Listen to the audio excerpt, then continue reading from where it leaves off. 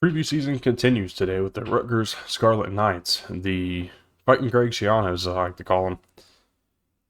It's all about them today, the 2025 season preview. Welcome to Armchair Analysis. Hope you guys are having a fantastic weekend. It is Sunday, July 6th, 2025. One day before College Football 26 drops, and I will have a review on it, but it'll be in August. I'm going to play it for a month and see what I think of it by then. But for right now, it's still preview season. We got plenty more teams to do. We are only really halfway through. So let's go ahead and talk about Rutgers in 2025. To start, though, we always kind of recap what they did last year, and this team went 7-6, back-to-back bowl seasons, something they have not done very often in this 21st century. 7-6, 4-5 in Big Ten play, had a really competitive year. Had potential to maybe pull off that big upset a couple of different times, never really made it happen. But this is a team that continues to improve, continues to build and try to recruit as if they might be able to play and be a contender at some point. All that's up in the air. Really, it depends on how the NIL progression goes for them and really what they can do from a coaching perspective. And I think they've got a really solid baseline. This team last year averaged 28.9 points per game. That was good for a top 60, 57th in college football. Averaged allowing 25.4 points per game. That was 70th.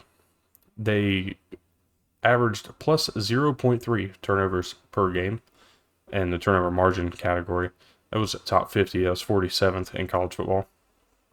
A top 35 recruiting class with 32nd overall and 51st ranked portal class. And this is a team that did not really go to the portal for much, but what they did do was gain quality. And we'll kind of talk about that a little bit as we go through this preview. Greg Schiano returns as the head coach, and Kirk Soraka returns as the offensive coordinator. This is his third season now as the leader of that offense. Defensively, it's a brand new look. Joe Hirosimiak leaves and goes to UMass. He's now the head coach there. The defense has a brand new look from the coordinator perspective. Zach Sparber comes over from James Madison, leading one of the top defenses last year. Brings over Eric O'Neal, which was his best defensive player, plain and simple, from last year's 2024 James Madison team. That's only part of the deal, though. Sparber's going to be a really solid play caller and a really solid guy to have in this defense. But they also add Rob Smith, who has been a part of multiple Greg Schiano teams, to include his stint in the NFL with the Tampa Bay Buccaneers. Was with Schiano the first time around at Rutgers. Most recently, last year, was a part of Penn State's defensive room. I believe he was a linebacker coach last year. And he was part of the Duke defense that turned things around in 2022 under Mike Elko, and has been nominated multiple times as a Broyles Award finalist. I think that this combination is going to be just fine. I don't think we'll see steps back. I'll explain when we get to the defense. But first, let's talk about the offense, which has 8 returning starters, a big deal, and a full slate of offensive linemen coming back and returning starters. That's a big deal because this team was top 50 in their pass block grade, 64.8. They were top 5, 4th overall in the Power 4. Understand those numbers, Power 4 rankings for our grades. At a 79.8, that was again 4th in the Power 5. They bring back quarterback Ethan Kaliamanis, and I'm not necessarily a guy who's been super high on him. I think he is a serviceable quarterback for this system, and I think he's going to work really well. You got CJ Campbell coming over from FAU. He's going to be the projected starting running back. Antoine Raymond's also in the backfield, and a guy that I'm really excited for is Samuel Brown. He started to really step up and make some plays last year. I think that we're going to see more of Samuel Brown than a lot of people are expecting. A lot of the experts are predicting that he'll be the third string running back. I don't know if they really have a first, second, third string. I think it's going to be 3 guys that split a lot of the carries. And I think Samuel Brown steps up and really is going to play a big part in this offense, and maybe even at some point become the lead back. He's a senior in this team, been around for a while, stuck it out, waited his turn. He's a guy I'm really excited about. A question mark on this team is wide receiver, especially on the offense. KJ Duff, Ian Strong, DT Sheffield from North Texas is expected to be a big part of this whole thing as it moves. And then Michael Thomas III, a true freshman who's expected to get some playing time and considerable amount of playing time that I'm excited to watch too. The biggest thing with this receiver room is it's just unproven. There's not a lot of returning experience. This is where they kind of lack. Ian Strong's the only returning starter from last year's roster. Everything else just kind of feels like it's hold in place, see where things go, see how they improve. The passing game is going to be the biggest question mark for this team, as it's been over the last couple of years. Kenny Fletcher Jr. is the returning tight end, was a starter last year. Really not expecting anything crazy. I don't think he's going to be this impact player, but a guy who can definitely make some things happen. We move over to the defense, and again, talking about two co-defensive coordinators who have experience and have led really solid defenses over the course of their careers. They're going to need to figure it out quick because this is a team that returns 2 starters. They return 4 of 11 projected starters are from the 2024 roster. They bring in 7 potential transfers to start. I'm going to talk about some notable ones. I'm not going to talk about every single one of them, but there's 3 of them that I really have my eye on. I'm going to start at cornerback, and it's Cam Miller. He's coming over from Penn State, really just joining Rob Smith and moving over. I think he's going to be a really, really fun player to watch in the secondary. I don't know if he's going to be an All-American caliber. He's probably not even going to be All-Conference caliber, but he's a guy that I'm excited to see how he progresses and what he can turn into, really, for this Rutgers defense. On the defensive line, Bradley Weaver of Ohio, or from Ohio. Eric O'Neal, as mentioned earlier, from James Madison. These 2 guys were in consideration. If I remember correctly, they were both on my top 10 defensive ends / edge rushers list. And for good reason. These are 2 of the best group of 5 players from last year. 2 of the best defenders from last year, plain and simple. And they joined this Rutgers team, and I think that's going to be a big deal in how they can progress. I think they're going to get a lot of rush from both positions, both guys. A lot of havoc in the backfield. They're going to make people uncomfortable, and it's just, I think that this is one of the most quiet wins we've seen, and they really bolstered the entirety of the defensive line. They bring in 4 transfers expected to start, and I think it's going to make them, I think we're going to see some improvement on that line of scrimmage defensively from the Scarlet Knights this year. There's only one guy that I really wanted to talk about in terms of returning leaders, and that's Dariel Jabome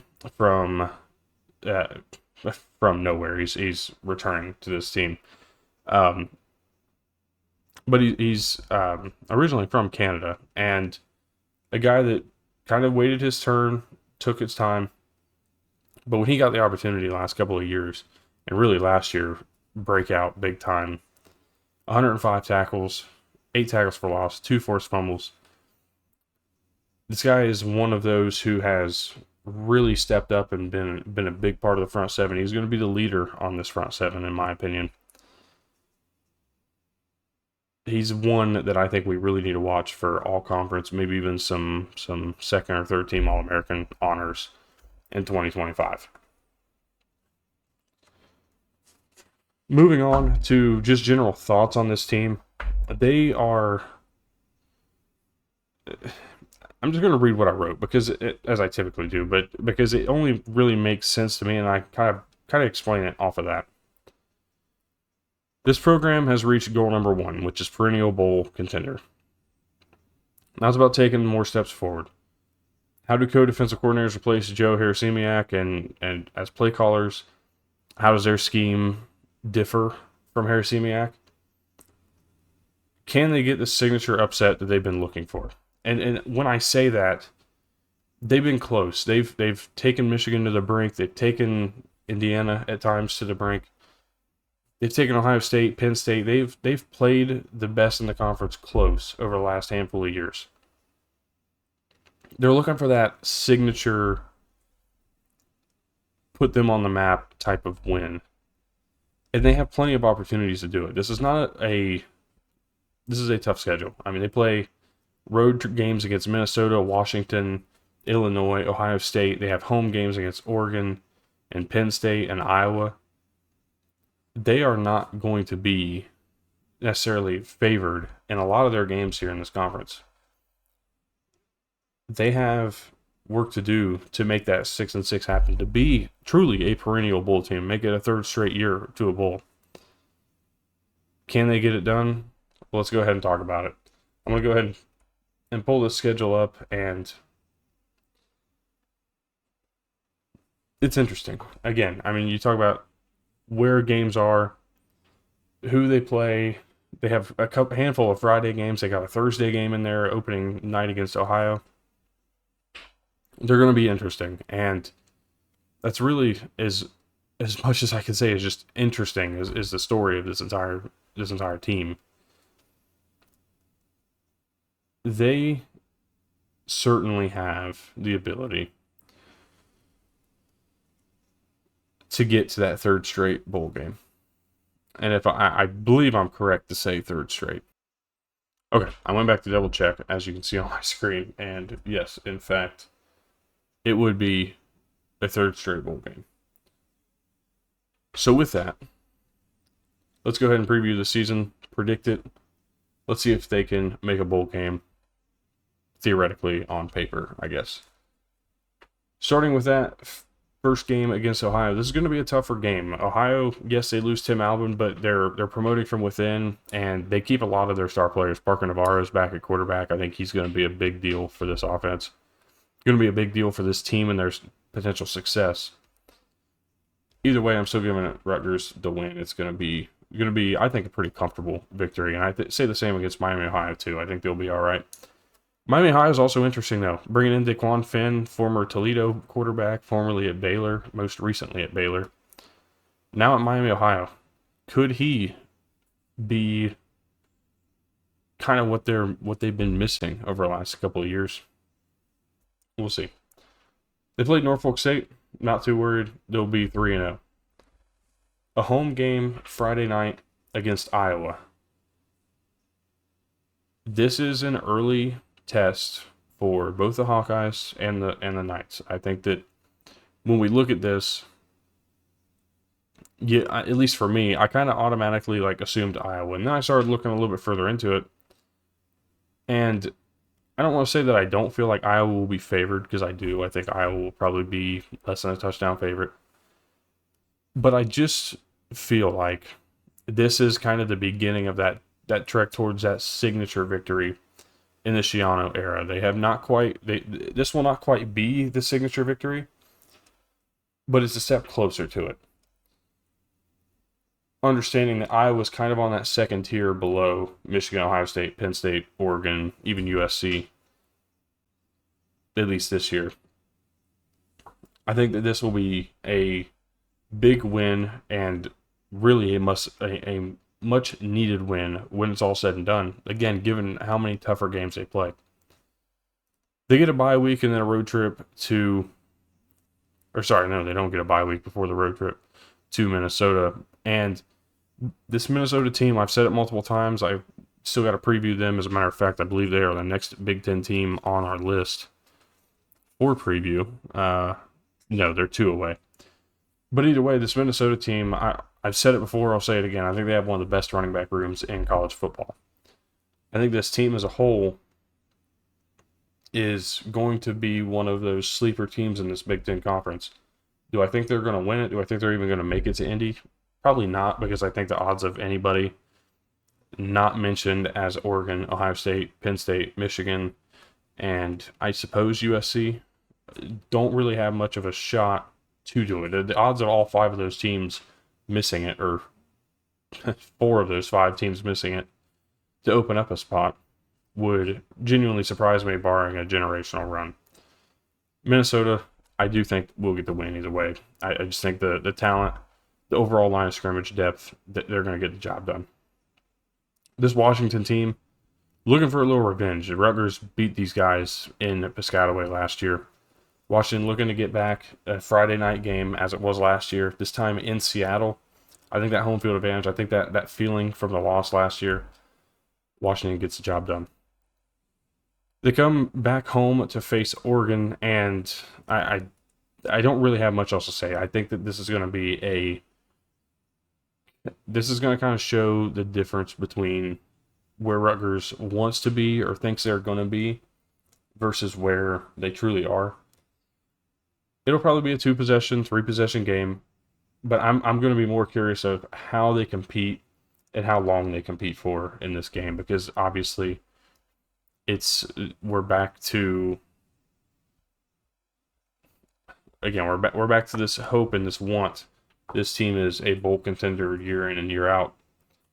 Games like this are a big deal in kind of getting there, especially in how tough of a conference they're playing in. You get Purdue on the road. I think they're going to get the win here, and this is a game that I have changed my tune on. I earlier in this preview season, I predicted Purdue to win in the Purdue video. I have now completely changed my mind, changed my tone.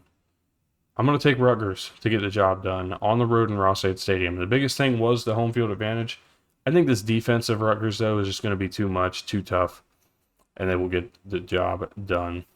A big road win for this program.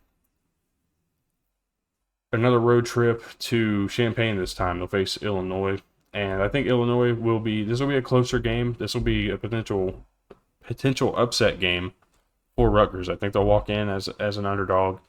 I think Illinois will be in the midst of what they hope is a playoff run or a playoff appearance, and being last year's Indiana, as many have said.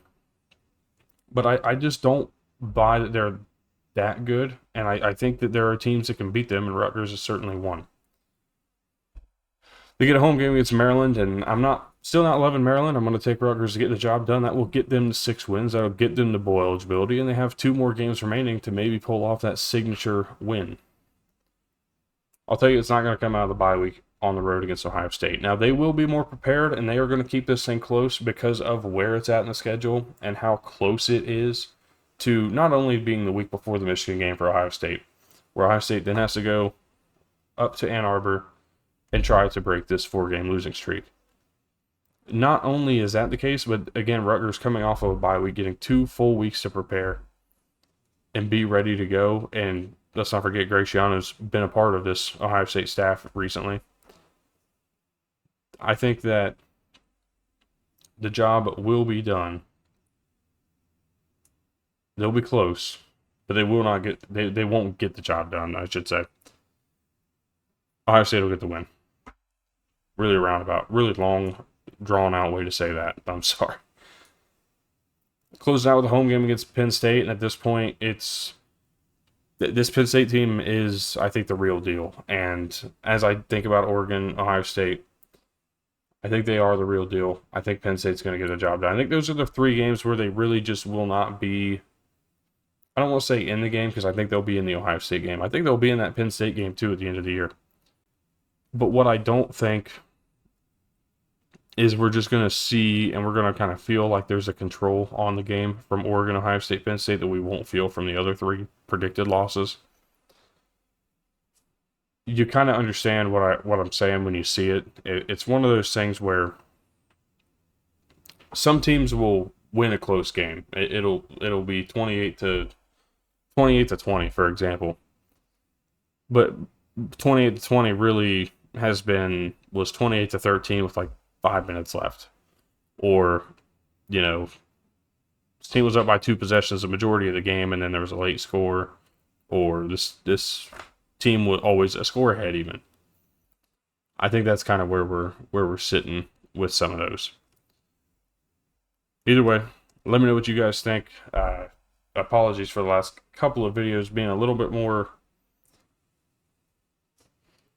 rough on my end, I suppose, is the way I would like to put it, because I'm just tired. I'm recording these after I get off of an overnight shift, and unfortunately, well, not unfortunately, because I like the job I do, but unfortunately, sometimes being tired just takes over.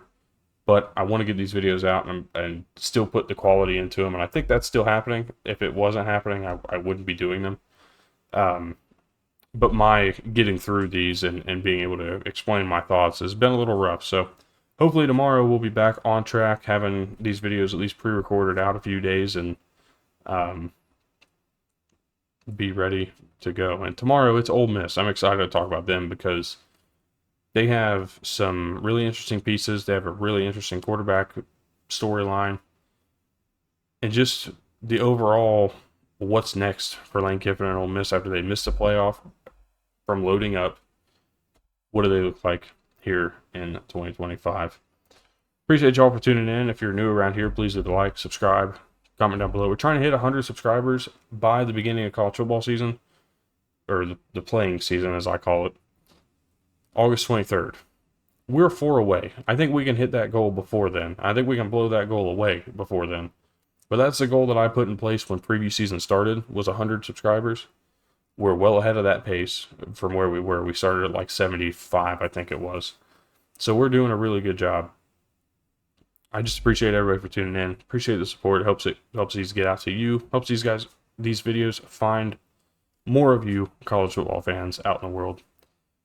And always there for the discussion. Let me know what I may have missed. Any players I may have not mentioned. Any stats I may not have mentioned. I always love getting those types of feedback down below. And y'all have been very good about keeping me honest on some things.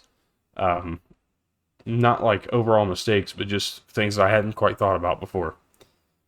It's been a lot of fun. This preview season has been a lot of fun. We're only a month into it. We still got another month to go. I'm excited. But thank you guys. Tomorrow, Ole Miss Rebels here on Armchair Analysis.